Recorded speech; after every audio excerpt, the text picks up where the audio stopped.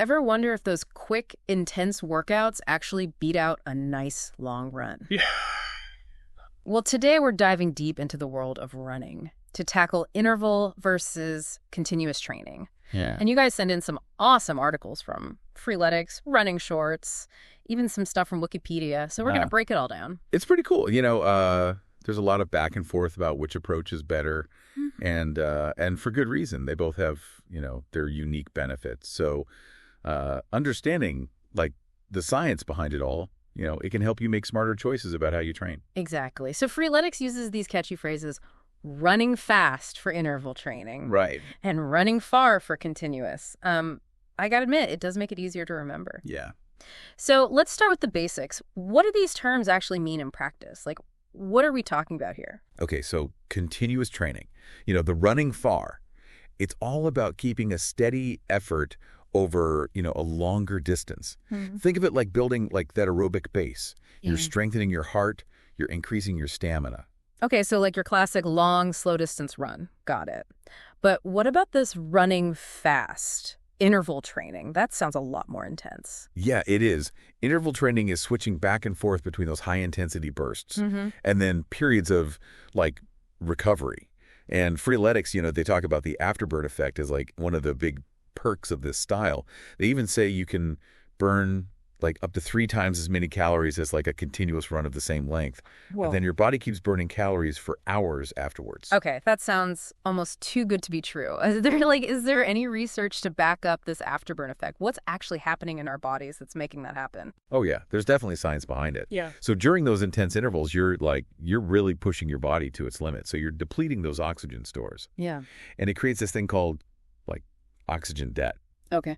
And then after your workout, your body has to work hard to, like, replenish all that, repair muscle tissue, and get those hormone levels back in balance.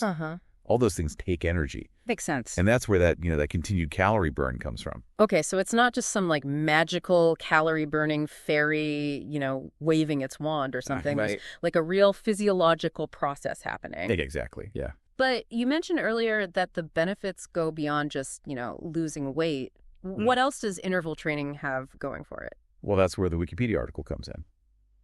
It explains that interval training can actually improve your VO2 max, that measurement of how well your body uses oxygen. Right. So a higher VO2 max means you can run faster, longer, before you start to feel tired.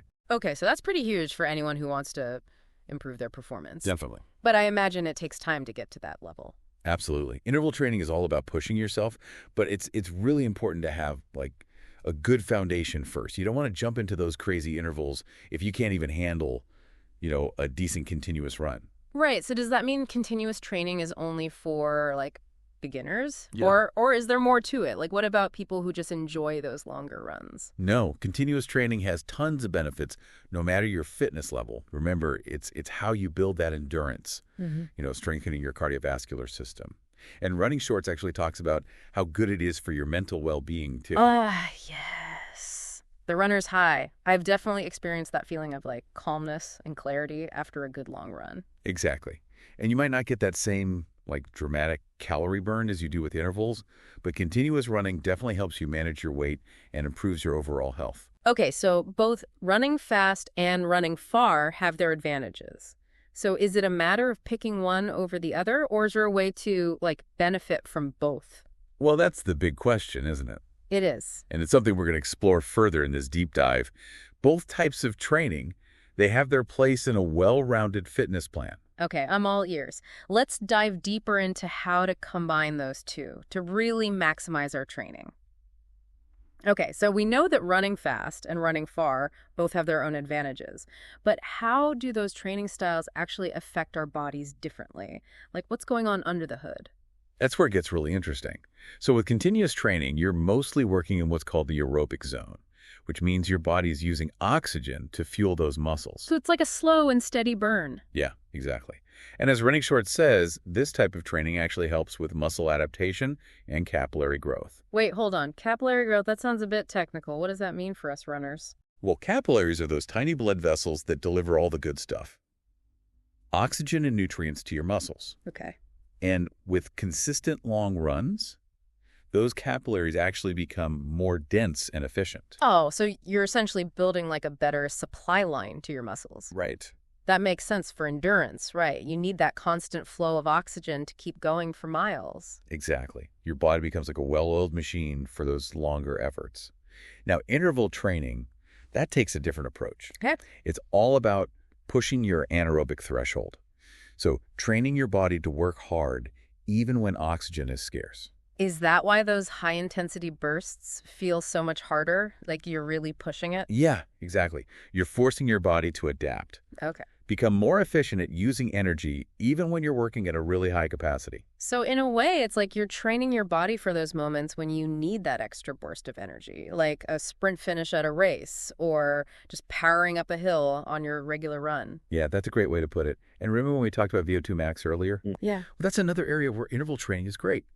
Because by pushing your anaerobic threshold, you're actually training your body to use oxygen more efficiently, even during those tough efforts. So even though you're working in that oxygen-deprived state, you're still improving your ability to use oxygen overall. Yeah.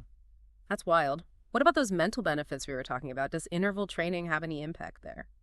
Well, continuous running is usually associated with that runner's high feeling. Right. But interval training can actually have a positive effect on your mental state too. That feeling of accomplishment after a tough interval workout can be really empowering. Yeah, it's like you've conquered this challenge, both physically and mentally. Right. So I can see how that would boost your mood and your confidence. But I'm curious, knowing all this, how do we find that sweet spot, that balance between the two? Well, that's where understanding your own goals and your preferences comes in. Someone training for a marathon is going to have a different approach than someone who just wants to get faster at their weekly 5K. So there's no one-size-fits-all solution. Nope. It's all about figuring out what works for you. Makes sense. But no matter your goals, a good training plan will have aspects of both continuous and interval training. Okay. So how do we do that? Should we be like switching back and forth between long runs and interval workouts? Or is there a better way to approach it? Oh, there are definitely some best practices to keep in mind when you're combining these. And that's what we'll get into next. Ready for some actionable tips? Oh, you bet I am. Let's hear how to create a running routine that really takes advantage of both. Okay, so we're ready to put all this knowledge into action. We know continuous and interval training both have their place.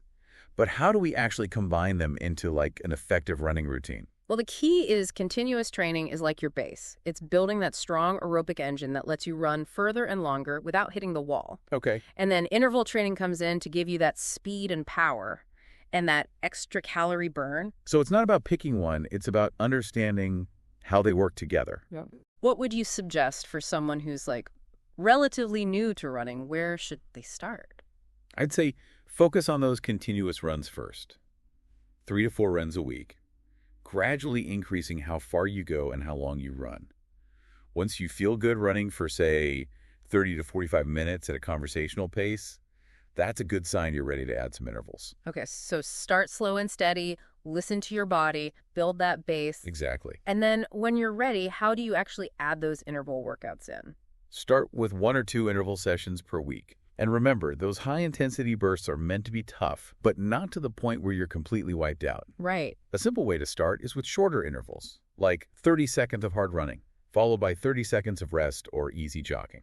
And then gradually increase the intensity or how long those intervals are as you get fitter? Is there like a formula to follow? There are tons of variations. Okay. One popular one is to gradually increase that work-to-rest ratio. So instead of 30 seconds on, 30 seconds off, you might go to 40 seconds on, 20 seconds off. Yeah. You can also try different types of intervals. What do you mean by types of intervals? I thought it was just sprinting as fast as you can. Oh, no. You could do hill repeats, where you sprint up a hill and jog back down, build strength and power. Or you could do fartleks. Fartleks? Yeah. It's basically unstructured intervals where you vary your pace based on how you feel. Wait, so fartleks, that sounds kind of fun. It's like a choose-your-own-adventure running workout. What's that like in practice? Yeah, exactly. So let's say you're on a 30-minute run. You might decide to sprint to that next lamppost, then jog for a minute, then pick up the pace again for a bit. You're just mixing up the intensity, keeping your body guessing. I love that, adding in a little spontaneity. Yeah. So as we wrap up this deep dive, any final words of wisdom for our runners out there? Remember, consistency and listening to your body are key. Don't be afraid to experiment with different combinations of continuous and interval training to find what works for you. And most importantly, enjoy it. Running is so much more than just burning calories or hitting a certain pace. It's about challenging yourself, exploring your limits, and finding that joy in the movement. Well said. And on that note, I'll leave you with something to think about. We talked a lot about the physical benefits of these training styles, but could there be a connection between someone's personality and what kind of training they prefer? Do people who like routine lean towards continuous training, and those who like a challenge go for intervals? Something to think about as you get those running shoes on and hit the pavement. Thanks for joining us on the deep dive. We'll see you next time.